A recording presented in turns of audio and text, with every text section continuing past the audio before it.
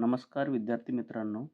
आज आपण या ठिकाणी नवोदय परीक्षा 2025साठी फक्त गणित विषयासाठी 20 प्रश्नांचं सराव संच या ठिकाणी स्पष्टीकरणासह मी आपणास अगदी सोप्या पद्धतीने सांगत आहे. तर सर्वप्रथम क्रमांक 41 चा आपण प्रश्न बघूया आपण. प्रश्न कधीही नीट वाचायचा. या प्रश्नामध्ये काय म्हणते, आयताचे क्षेत्रफळ हे चौरसाच्या क्षेत्रफळाच्या 4 पट आहे आणि आयताची लांबी 90 सेमी आणि आयताची रुंदीही चौरसाच्या बाजूच्या 2/3 आहे. तर त्या चौरसाची बाजू किती आहे? अशा प्रकारचा हा प्रश्न आहे. चला तर या प्रश्नाचे उत्तर आपण सोडवूया. प्रश्नामध्ये आयताचे क्षेत्रफळ हे चौरसाच्या क्षेत्रफळाचे 4 पट आहे. एक आपण या ठिकाणी आयत काढूया आपण आणि एक चौरस. अशा प्रश्नामध्ये आपण जर चौरसाची बाजू x मानू आपण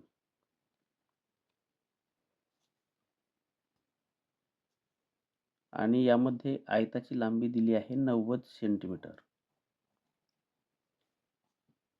त्यामध्ये आयताची रुंदी ही चौरसाच्या बाजूच्या 2/3 आहे असं म्हणते. याचा अर्थ x च्या 2/3 म्हणजे 2/3x अशा प्रकारचे त्याचं उत्तर होणार आहे.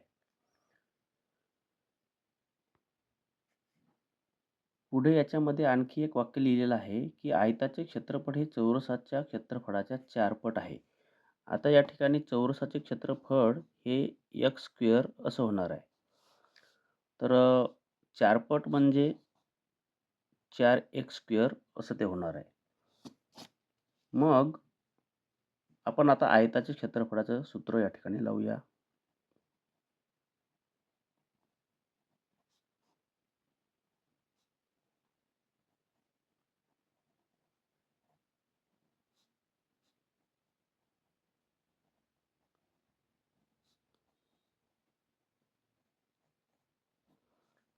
यामध्ये आपण किमती मांडूया. लांबी आहे 90 सेंटीमीटर आणि रुंदी आहे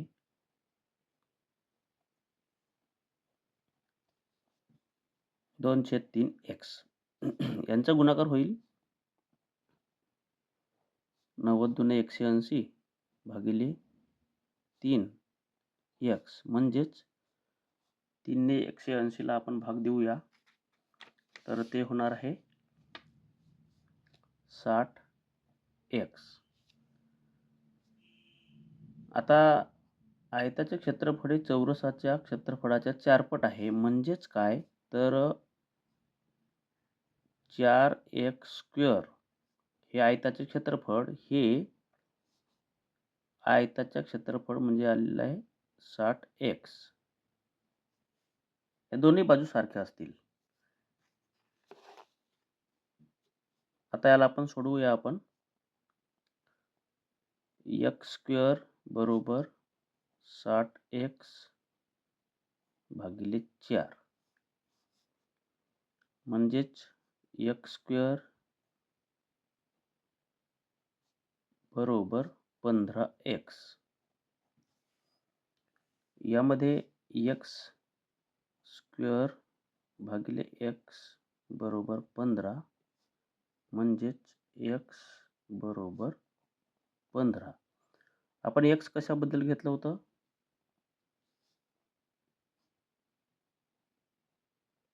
चौरसाची बाजू.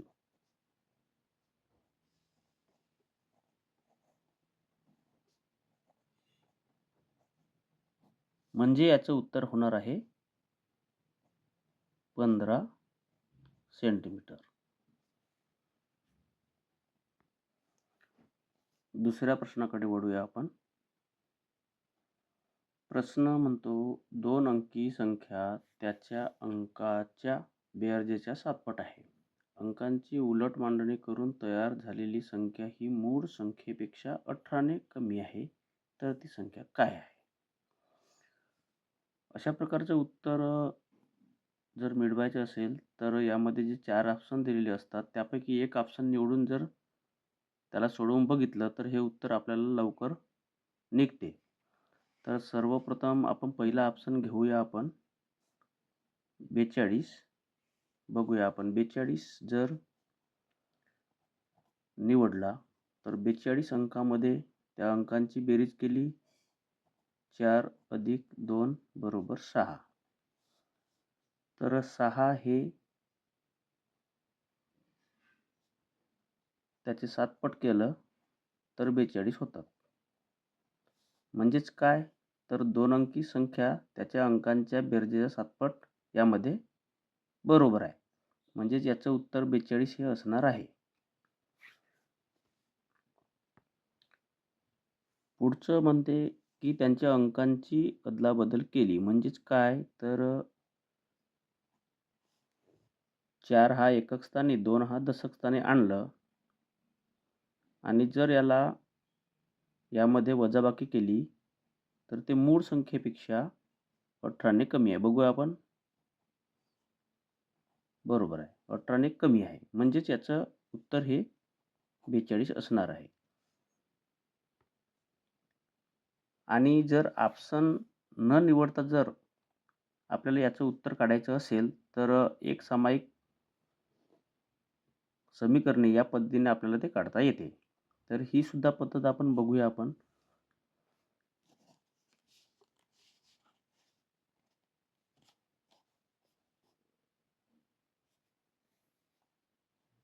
मूळ संख्या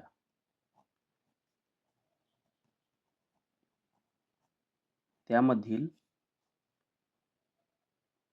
एकक स्थानचा अंक y घेऊ आपण आणि दशक स्थानचा अंक x घेऊ. आता याची जी किंमत असते ती कशी होणार आहे? तर दशक स्थानचा अंक हा 10 पट असतो आणि एकक स्थानचा अंक हा 1 पट असतो. म्हणजेच तशा प्रकारची संख्या होणार आहे 10x + y. त्यामध्ये काय म्हणते की 2 अंकी संख्या त्याच्या अंकांच्या बेरजेच्या 7 पट आहे. याचा अर्थ असा की x अधिक y यांची जी बेरीज करायची ती त्या मूळ संख्येच्या 7 पट असेल. म्हणजे त्याचं समीकरण अशा प्रकारचं तयार होईल. याला आपण सोडवूया आपण. 7x अधिक 7y बरोबर 10x अधिक y. यामध्ये अंक आपण इकडे तिकडे नेऊया आपण. म्हणजेच 7y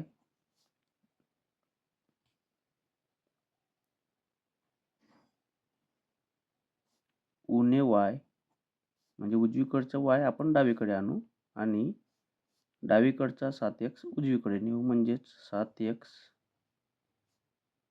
- 7x अशा प्रकारे. आता याला सोडवूया आपण. 6y बरोबर 3x. आता याचं समीकरण आपण अशा प्रकारे करू शकतो. 3x उणे 6y बरोबर 0. तर हे समीकरण क्रमांक 1चं आपण निवडू आपण. तर हे झालं पहिल्या वाक्याविषयी समाधान आपलं.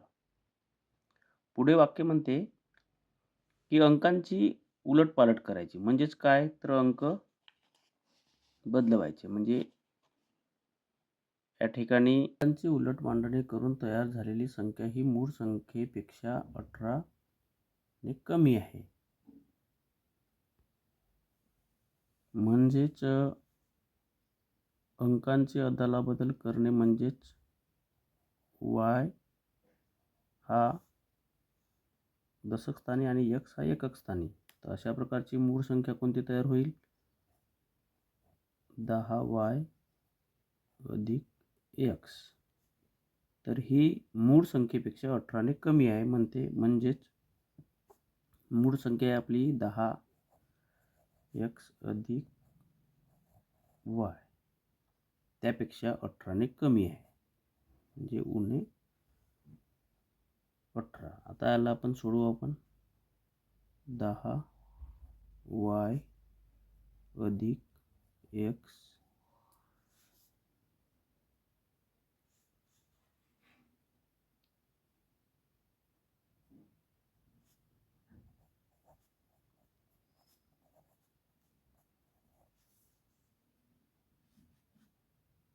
ला आपण डावीकडे आणूया आणि x उजवीकडे नेऊया. अशा प्रकारे केलं तर 10y उणे y अधिक 18 बरोबर 10x उणे x. अशा प्रकारे केलं तर हे आपल्याला सोपं होते. 9y अधिक 18 बरोबर 9x.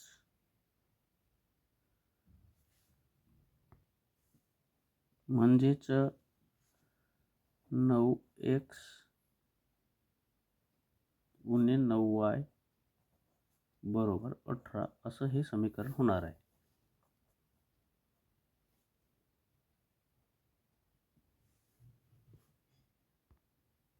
पुढे सोडवताना समीकरण क्रमांक 1 जे आहे, म्हणजेच 3x उणे 6y बरोबर 0 आणि समीकरण 2 मध्ये 9x उणे 9y बरोबर 18. तर याला काय करावं लागते? त्याला तिप्पट आपण करू आपण, म्हणजेच 9x उणे 18y बरोबर 0. तर अशा प्रकारचे समीकरण क्रमांक 3 आपल्यास मिळणार आहे. मग आपण समीकरण 2 आणि 3 यांची आपण या ठिकाणी वजाबाकी करू. तर 2 मधून समीकरण 3 वजा करूया आपण. दुसरं समीकरण आहे 9x उणे 9y बरोबर 18. त्यामधून 9x उणे 18y बरोबर 0. तर यामध्ये चिन्ह बदलतात अशा प्रकारे. तर हे 0 होणार आहे आणि यामधून 9y बरोबर 18 असं उत्तर येणार आहे. म्हणजेच yचं उत्तर बरोबर 18/9 म्हणजेच 2 येणार आहे. म्हणजे आपण जी मूळ संख्या घेतली होती xy, त्यामधील एकक स्थानचा अंक आपणास मिळालेला आहे. आता ही y ची किंमत आपण समीकरण 1 मध्ये मांडू आपण. तर 3x उणे 6y बरोबर 0 हे आपला समीकरण क्रमांक 1 होता. त्यामध्ये y ची किंमत मांडू. तर 3x उणे 6 गुणिले 2 बरोबर 0, म्हणजेच 3x उणे 12 बरोबर 0, म्हणजेच 3x बरोबर, त्याला उजवीकडे नेऊ, 12 होणार. तर x ची किंमत निघणार 12/3 म्हणजेच 4. तर 4 हा दशक स्थानचा अंक आणि y हा एकक स्थानचा अंक. तर अशा प्रकारची आपली संख्या तयार होणार आहे 42. तर तसे पद्धतीने आपले उत्तर येते बरोबर. तर आपलं उत्तर असणार आहे 42. पण अशा प्रकारचं एक सामायिक पद्धतीनं सोडवायला विद्यार्थी मित्रांना थोडं अवघड जाते. म्हणून ही पद्धत समजली तर वापरा, अन्यथा ऑप्शन निवडूनच याचे उत्तर काढण्याचा प्रयत्न करावा. पुढचा प्रश्न पाहूया. हर्षदने 15 DVD प्लेयर्स प्रत्येकी 4,500 रुपयाला विकत घेतले आणि ते सर्व 81,000 रुपये किमतीला विकले. तर या व्यवहारामध्ये किती नफा झाला? स्पष्ट म्हटलं आहे की नफा झालेला आहे. सर्वप्रथम अत्यंत सोपा प्रश्न आहे हा. आपण जी खरेदी किंमत आहे ती अगोदर काढूया आपण. तर एकूण DVD होत्या 15 DVD होत्या 4,500 रुपयाला एक. अशा प्रकारे खरेदी किंमत त्याची होणार आहे 4500 गुणिले 15 बरोबर 15 0 0 15 0 0 15 5 75 चे 5 हातचे 7 15 4 60 67,500. आता याची विक्री किंमत दिलेली आहे 81,000 मधून खरेदी किंमत आपण वजा करू 67,500 0 0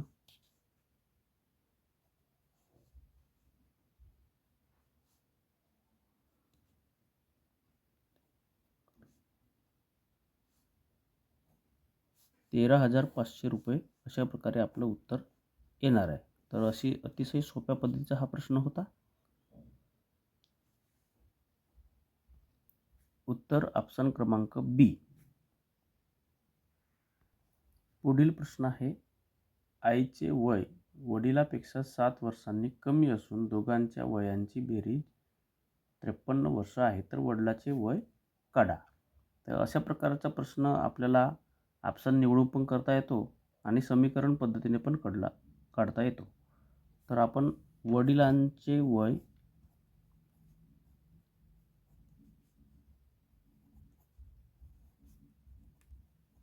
x मानू.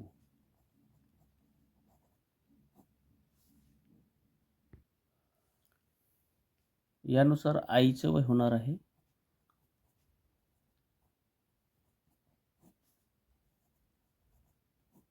7 वर्षांनी लहान आहे, म्हणजेच x उणे 7.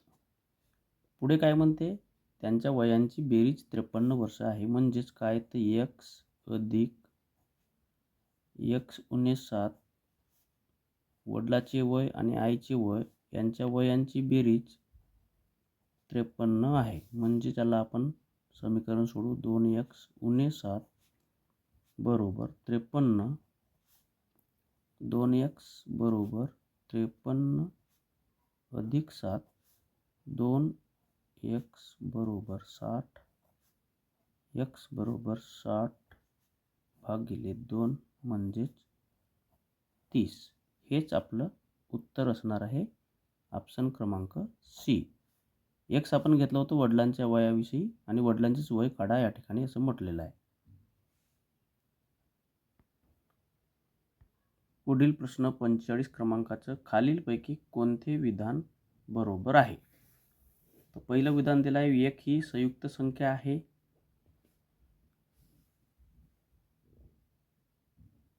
दुसरी संख्या दिली 3 ही सर्वात लहान मूळ संख्या आहे. 11 आणि 29 या सहमूळ संख्या आहेत. त्यानंतर 13 ही मूळ संख्या आहे परंतु विषम संख्या नाही. तर पहिला ऑप्शन यामध्ये 1 ही संयुक्त संख्या व मूळ संख्याही नाही, त्याच्यामुळे हे विधान आपल्याला बरोबर वाटत नाही. 3 ही सर्वात लहान मूळ संख्या आहे, हे पण चुकीचं आहे कारण की 2 ही सर्वात लहान मूळ संख्या आहे. आणि सहमूळ संख्येविषयी जर आपण त्याची व्याख्या बघितली तर त्यांचा मसावी हा 1 असतो. तर या सी ऑप्शनमध्ये आपणास असं दिसत आहे की त्यांचा मसावी 1 येत आहे, म्हणून ऑप्शन क्रमांक सी हे आपल्यास निवडावं लागेल. पुढील प्रश्न क्रमांक 46चा, एका आयताची लांबी ही रुंदीच्या 1.5 पट असून त्याची परिमिती 160 सेमी आहे, तर आयताचे क्षेत्रफळ किती. अशा प्रकारचा प्रश्न सोडवताना आपण एक अवश्य आकृती काढावी.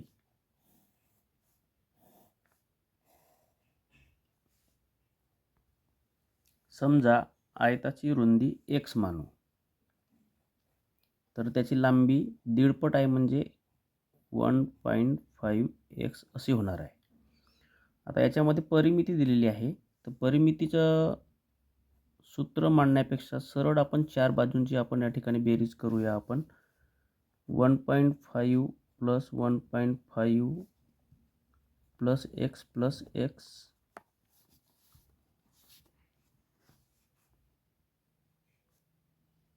बरोबर 160. म्हणजेच काय तर 1.5 म्हणजेच 3x अधिक 2x बरोबर 160 म्हणजेच 5x बरोबर 160. तर x बरोबर 160 भागिले 5 बरोबर 5 त्रिक 15 उरला 1 5 दुने 10. तर एवढं त्याचं x म्हणजे रुंदी होणार आहे. आता या रुंदीवरून आपल्याला त्याची लांबी काढायची. तर लांबी ही दीडपट आहे, म्हणजेच 32च्या दीडपट म्हणजे 32 मध्ये तुम्ही त्याचे अर्धे मिळवा 16, तर 48 ही तुमची लांबी निघणार आहे. 1.5 ने गुणाकार करण्यापेक्षा त्यामध्ये त्याचं अर्ध जर मिळवलं तर उत्तर लवकर येते. तर प्रश्न असा आहे की आयताचे क्षेत्रफळ किती. तर आपण क्षेत्रफळ काढताना आपण सूत्र न मांडता डायरेक्ट आपण लांबी गुणिले रुंदी म्हणजे लांबी आहे 48 आणि त्याची रुंदी 32 यांचा गुणाकार सरळ करूया आपण. तर अशा प्रकारचे कच्चे काम तुम्हाला उत्तरे सोडवताना करावा लागतो. 2 8 16 6, 4 8 1 9, 3 8 24, 3 4 12, 13 14, 6 9 13 3 हातचा 1. तर अशा प्रकारचे उत्तर ऑप्शन नंबर डी मध्ये आपणास दिसत आहे. तर हे त्याचं उत्तर होणार आहे. प्रश्न क्रमांक 47 मध्ये सोबतच्या आकृतीमध्ये रेषा PQ समांतर रेषा RS आणि रेषा LM ही त्याची छेदिका आहे. तर अशा प्रकारे समांतर रेषा आणि छेदिके यामध्ये जो संबंध असतो की त्यामध्ये संगत कोन, विक्रम कोन अशा प्रकारचे कोन असतात, आंतरकोन यांच्या मापांची बेरीज हे आपण सर्व विद्यार्थ्यांना माहीत पाहिजे. तर यामध्ये मापकोन LAP 3x × 25 आणि मापकोन LBS x + 5 डिग्री अशा प्रकारे यामध्ये दिलेला आहे आणि LBRचं माप तुम्हाला या ठिकाणी काढायचं आहे. तर यामध्ये जे दोन कोन तुम्हाला या ठिकाणी दिलेले आहेत ते आहेत विक्रम कोन आणि विक्रम कोनांच्या मापांची बेरीज 180 असते. यावरून आपण x ची किंमत काढून त्यामध्ये मांडून आपल्याला जो LBR कोन आहे ते काढायचं आहे. तर समीकरण पद्धतीने आपण याला मांडूया. आपण 3x × 25 + x + 5 बरोबर या दोन कोनांच्या मापांची बेरीज ही 180 डिग्री असणार आहे. तर 3x मधून x गेला 2x आणि × 25 + 5 म्हणजेच यामध्ये मोठ्या संख्येचे चिन्ह आणि त्यांची ते वजाबाकी म्हणजेच × 20 बरोबर 180. 2x बरोबर 180 अधिक 20 म्हणजे डावीकडची संख्या उजवीकडे जाताना त्याचे चिन्ह बदलणार. 2x बरोबर 200 तर x बरोबर 200 भागिले 2 म्हणजेच 100. तर आता आपल्याला जे LBS आहे बरोबर x + 5 म्हणजेच 100 + 5 बरोबर 105 डिग्री होणार आहे. आपला प्रश्न आहे LBR काढायचा. आता LBR आणि LBS यांच्या मापांची बेरीज ही 180 होणार आहे. म्हणजेच LBRचं माप बरोबर 180 तून 105 वजा असं केलं तर आपलं उत्तर या ठिकाणी मिळणार आहे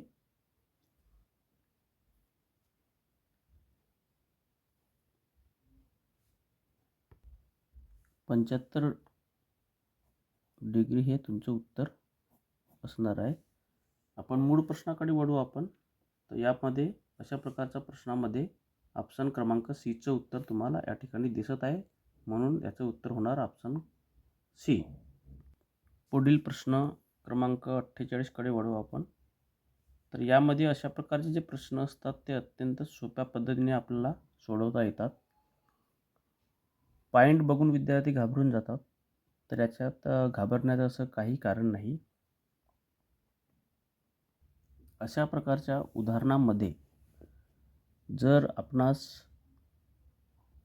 या ठिकाणी जे पॉईंट्स असतात त्या पॉईंट्सचं जर आपण बेरीज केली आणि तशा प्रकारच्या बेरजेचा वापर करून मी सांगतो त्याप्रमाणे जर केलं तर अगदी सोप्या पद्धतीने होते. तर पहिलं आहे 0.008, त्याला फक्त 8 मांडायचं आणि 0.09 मधील फक्त 9 घ्यायचा आणि 0.020 मधलं 20 घ्यायचं. त्याखाली ज्या संख्या आहेत त्यामध्ये 2 गुणिले 16 आणि गुणिले 18 संख्या वेगळ्या केल्याच्या नंतर यामध्ये त्याचे जे घातांक आहेत तर याच्यामध्ये 3, यामधील 2 आणि यामधील 3. तर अशा प्रकारे यांची बेरीज किती होणार आहे?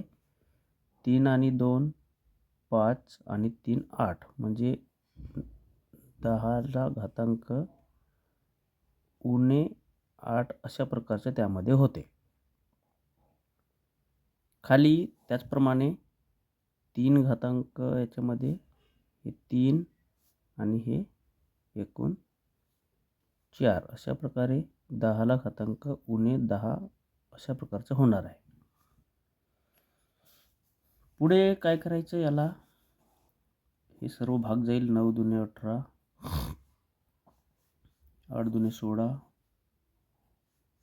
आणि वरचे 10 20, म्हणजे काय उरलं याच्यामध्ये 10 आणि खाली 4 आणि यामध्ये 10ला घातांक उणे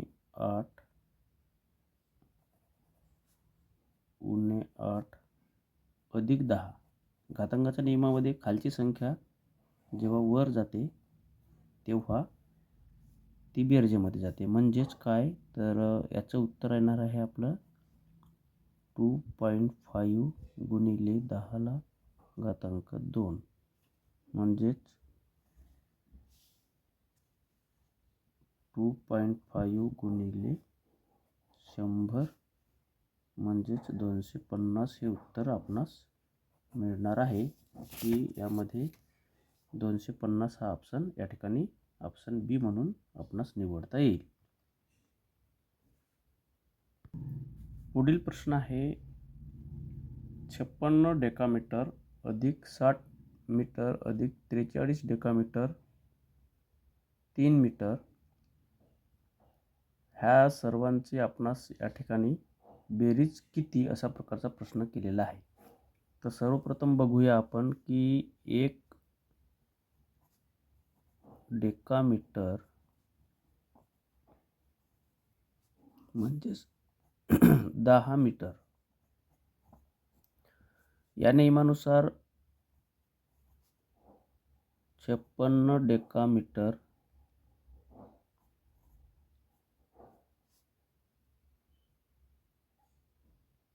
7 मीटर अधिक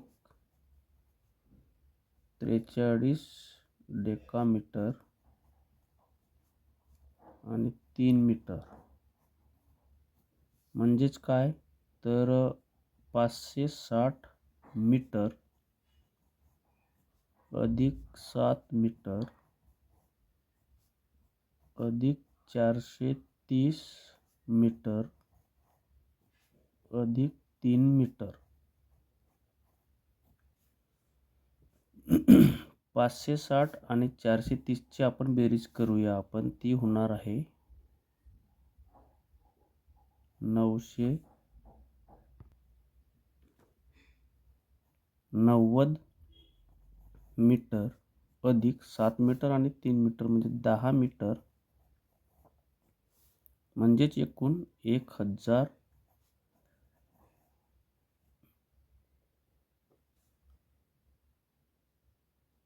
मीटर. आता ऑप्शनमध्ये 1000 मीटर म्हणजेच 1 किलोमीटर असं ऑप्शन डी मध्ये 1 किमी. तर ऑप्शन याचं डी होणार आहे.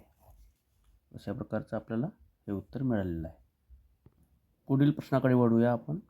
रामजवळची रक्कम हरीजवळच्या रकमेच्या 2/3च्या 3/5 पट आहे आणि हरीजवळ एकूण 60 रुपये दिले आहेत.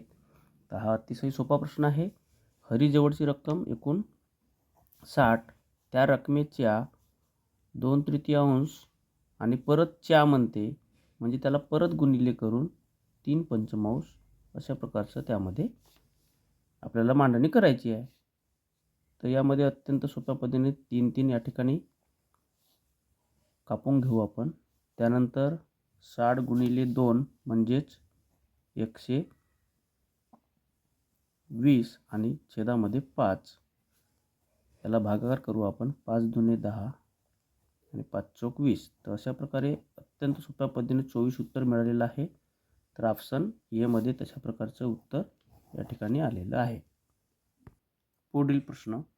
एका त्रिकोणाच्या कोनांची मापे 3x अधिक 10, 4x उणे 5 आणि 5x अधिक 7 आहेत.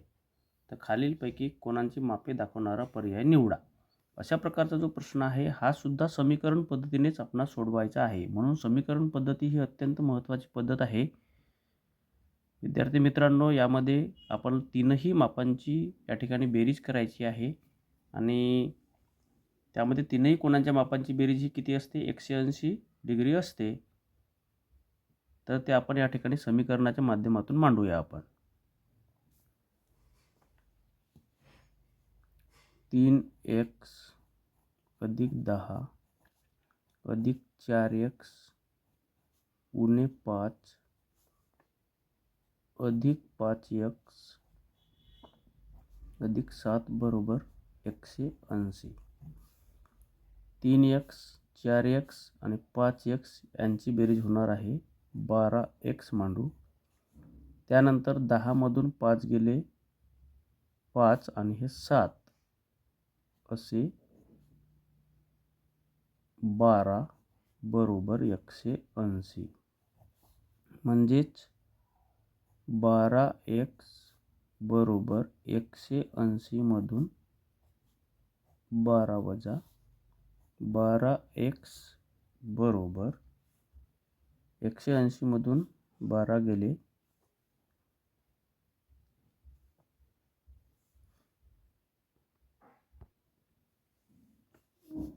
168. तर x बरोबर 168 भागिले 12 म्हणजेच 12 एके 12 उरले 4 म्हणजेच 12 चौक 48. तर x चे उत्तर आपणास मिळणार आहे 14. तर या किमती आपण x ची व्हॅल्यू आपण अशा प्रकारे ह्या प्रश्नामध्ये आपण मांडू. म्हणजेच पहिला कोण निघणार आहे 3x अधिक 10 बरोबर 14 त्रिक 42 अधिक 10 म्हणजेच 52 डिग्रीचा कोन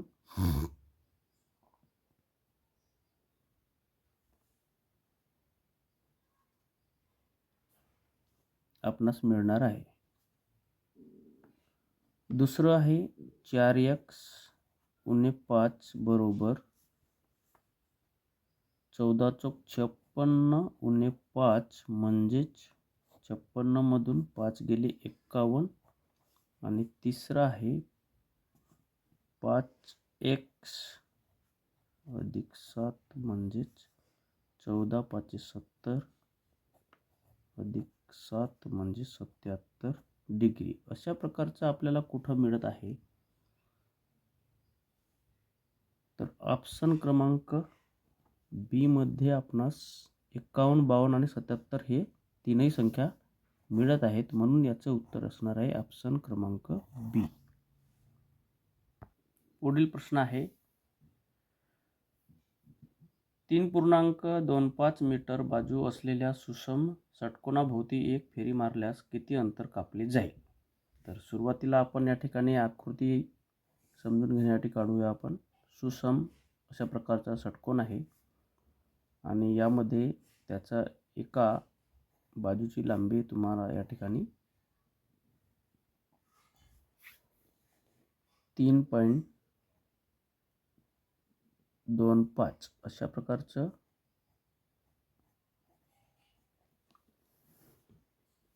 एक बाजू दिली आहे आणि त्याचं एक फेरी मारण्यास म्हणजेच त्याची परिमिती काढायची आहे. तर आपल्याला या ठिकाणी परिमिती काढावं लागेल.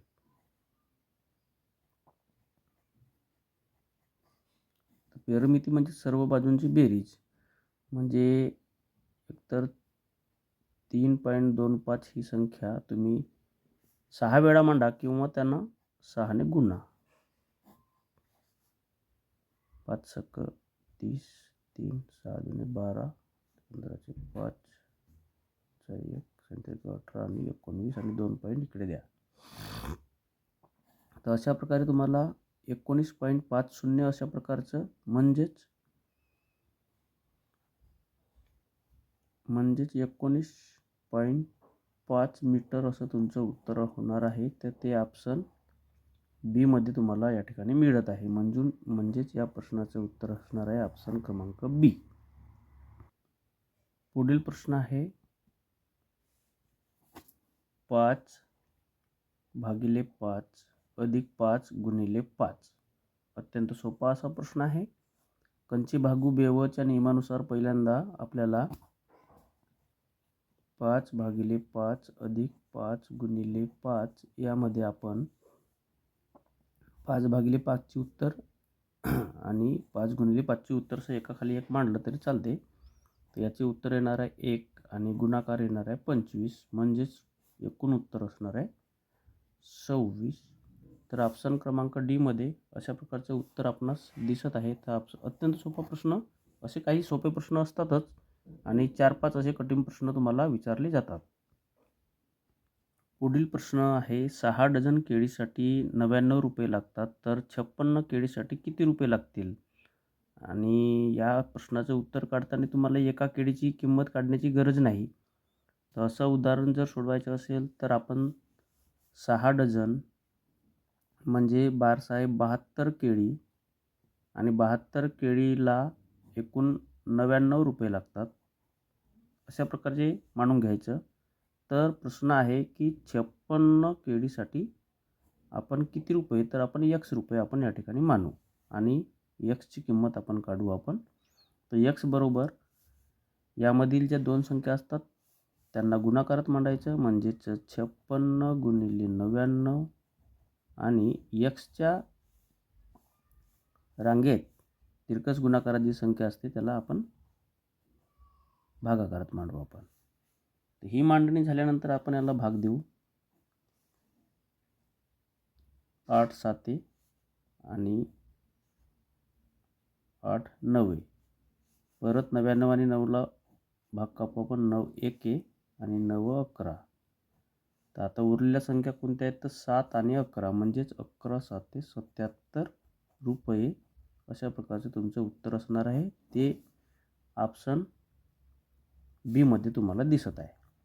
तर याचं उत्तर होणार आहे ऑप्शन बी. पुढील प्रश्न क्रमांक 55 मध्ये आपणास हे जे उदाहरण आहे अत्यंत सोपं उदाहरण आहे आणि यामध्ये न गडबडता हे उदाहरण आपणास योग्य मांडणी करून आपणास सोडवायचे आहे. तर पहिले जे संख्या आहे ते लिहून घ्या आपण. ही जी पहिली संख्या आहे. त्यानंतर दुसरी संख्या मांडणी करताना पॉईंटच्या खाली पॉईंट मांडा आणि अशा प्रकारे उजवीकडचे अंक मांडून घ्या आणि इकडचे 3 अंक मांडून घ्या. तर ही दुसरी संख्या अशा प्रकारे मांडायची. तिसरी संख्या आपणास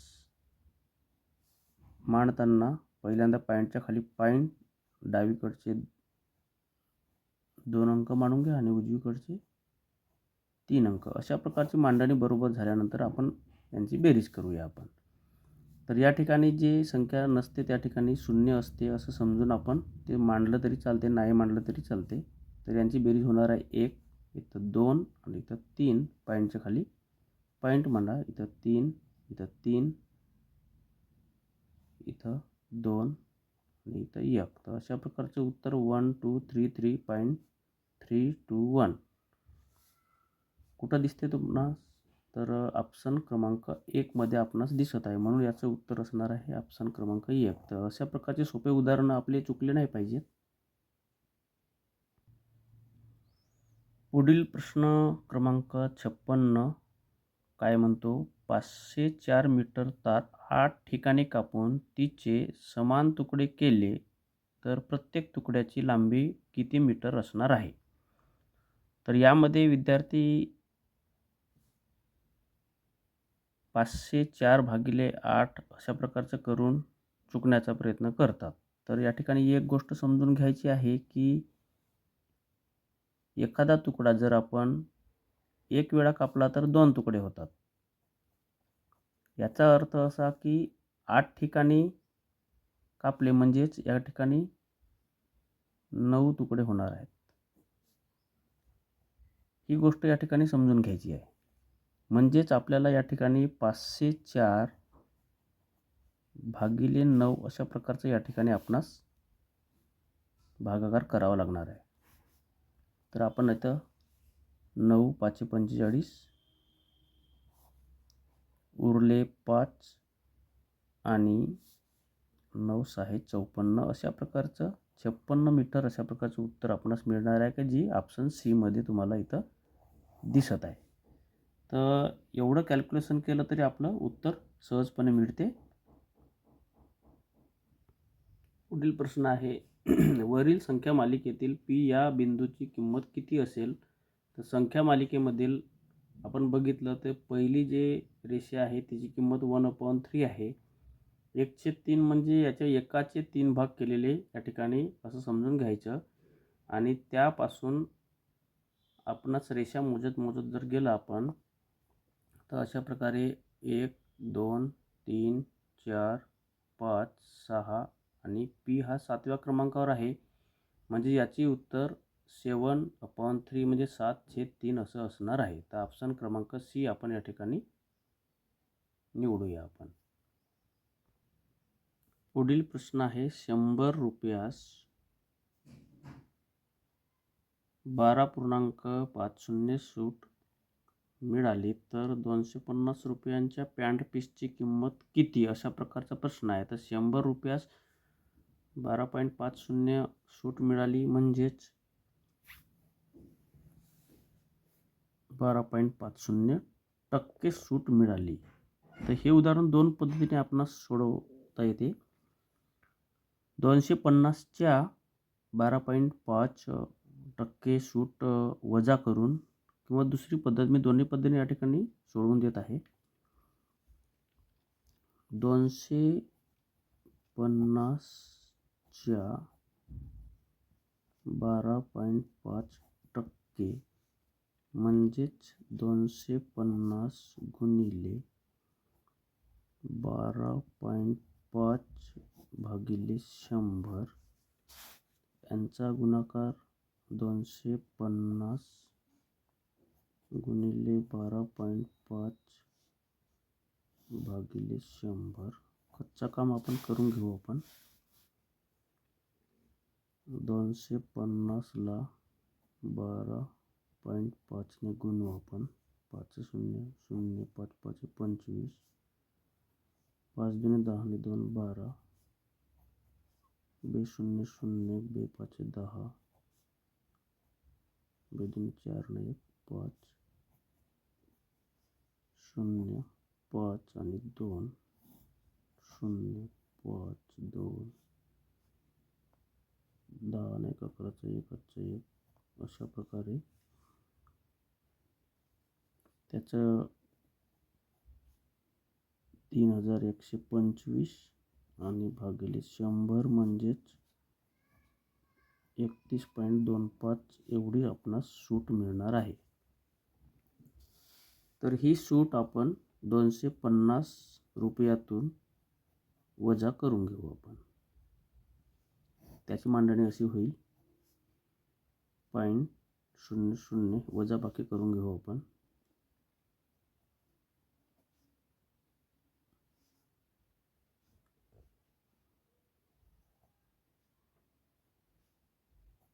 तर याचं उत्तर येणार आहे 218.75 रुपये,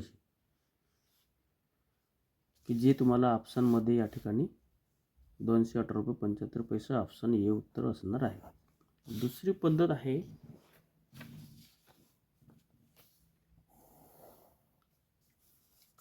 ₹100 12.5 ची सूट दिली. याचा अर्थ 100 रुपयाची वस्तू ही 87.50 रुपये विकली. तर 250 रुपयाची वस्तू किती रुपये किमतीला विकण्यात येईल? तर यामध्ये एक्स मांडू ते. तर एक्सची उत्तर काढताना 250 गुणिले 87.5 आणि भागिले 100 एवढं आपण या ठिकाणी कॅल्क्युलेशन केलं की आपलं उत्तर या ठिकाणी मिळते. म्हणजेच आपल्याला दोन संख्यांचा या ठिकाणी गुणाकार करून घेऊ आपण.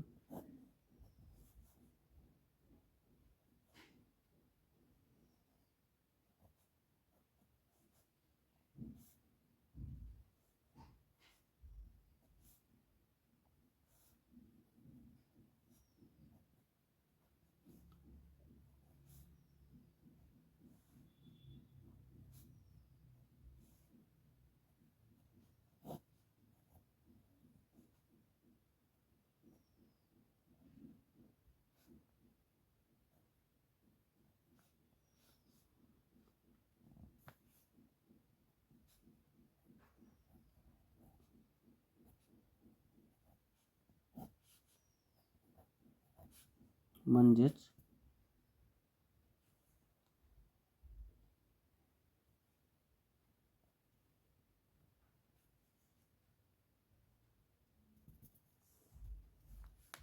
₹21,875 भागिले 100 असं उरणार आहे. म्हणजेच उत्तर 218.75. ह्या सुद्धा पद्धतीने आपल्याला उत्तर, तुम्हाला जे पद्धत सोपी वाटते ते पद्धत तुम्ही वापरायची. पुढील प्रश्न आहे, एका आयताची लांबी व रुंदी यांची बेरीज 6 सेमी व त्यांची वजाबाकी 2 सेमी आहे, तर त्याचे क्षेत्रफळ किती असेल? तर याचा आपण एक आकृती काढू आपण. यामध्ये लांबी आणि रुंदी यांची बेरीज, समजा आपण इथं 2 आणि 4 घेतले तर 4 आणि 2 त्यांची बेरीज 6 होते आणि त्यांची वजाबाकी केली तर 4 मधून 2 गेले 2 होते. म्हणजे त्या दोन संख्या 4 व 2 आहेत असं आपण गृहीत धरू आपण. आणि त्यांचं क्षेत्रफळ होणार 4 गुणिले 2चा गुणाकार केला तर ते होणार 8 चौ सेमी. तर अशा प्रकारे अत्यंत सोप्या पद्धतीने हे उत्तर निघालेलं आहे. समजा यामध्ये जर संख्या मोठ्या असत्या तर आपल्यास हेच उदाहरण एक सामायिक पद्धतीने आपणास सोडवता येते. ते कसं? तर आयताची लांबी आपण x पकडू, रुंदी x पकडू, त्यांची बेरीज ही 6 आणि त्यांची वजाबाकी ही 2 येते असं यामध्ये दिलेलं आहे. तर हे समीकरण क्रमांक 1 आहे आणि हे समीकरण क्रमांक 2. तर 1 मधून आपण 2 वजा करू. तर आपण हे पहिल्यांदा काय घेतलं आपण, लांबी आणि ही रुंदी. त्यामधून 1 मधून 2 वजा.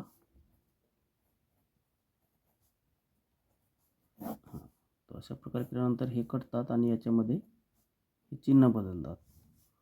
तर 2y बरोबर 6 मधून 2 गेले 4. तर y बरोबर 4/2 म्हणजेच 2 ही रुंदी असणार आहे. हीच किंमत आपण समीकरण क्रमांक 1 मध्ये मांडू आपण.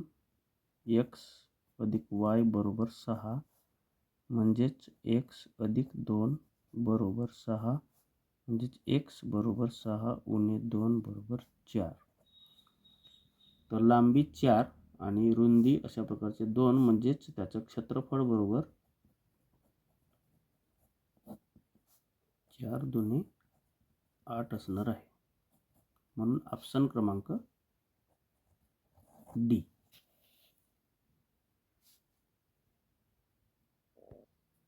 पुढील प्रश्न आहे, सोबतच्या आलेखात ए बी सी डी या 4 मतदान केंद्रातील एकूण नोंदणीकृत मतदार संख्या व प्रत्यक्षात एकूण झालेले मतदान दाखवले आहे आणि त्यानुसार आपणास प्रश्नाचे उत्तर द्यायचे आहे.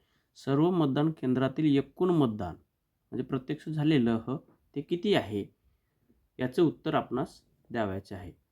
तर आपल्याला जे सूची दिली आहे, नोंदणीकृत मतदार म्हणजे जे कोरं आहे पांढऱ्या रंगामध्ये आहे ते, आणि प्रत्यक्ष मतदान आपल्याला प्रश्न विचारलेला आहे की एकूण मतदान प्रत्यक्ष झालेलं त्याचं म्हणजे काळ्या रंगामध्ये जे दर्शवलेलं आहे ते. तर या ठिकाणी झालेलं मतदान आपणास या ठिकाणी बघू आपण.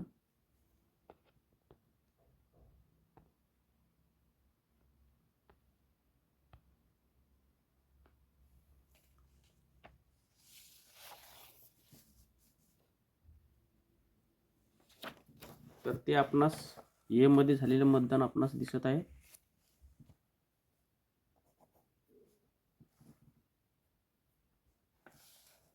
दोनशे. बी मध्ये 300.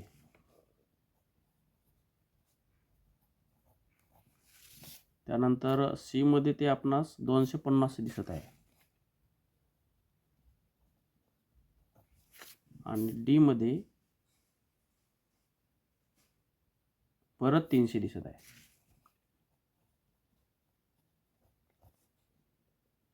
तर असे एकूण आपण बेरीज 300 300 600 600 200 200 400 म्हणजे 1050 आपण त्याची. अशा प्रकारचे 1050 आपल्याला त्याच्या ऑप्शनमध्ये उत्तर देण्यात आलेलं आहे 1050. तर हे ऑप्शन डी उत्तर आपणास होणार आहे. तर अशा प्रकारचं काही प्रश्न सोपे असतात, काही प्रश्न कठीण असतात. तर गणित विषयासाठी सर्वात जास्त वेळ लागते आणि यामधले काही उदाहरणे हे समीकरण पद्धतीने पण आपणास सोडवायचे असतात. तर याची सर्व विद्यार्थी मित्रांनी या ठिकाणी नोंद घ्यावयाची आहे. अशा प्रकारचा सराव त्यांनी करून घ्यायचा आहे. धन्यवाद.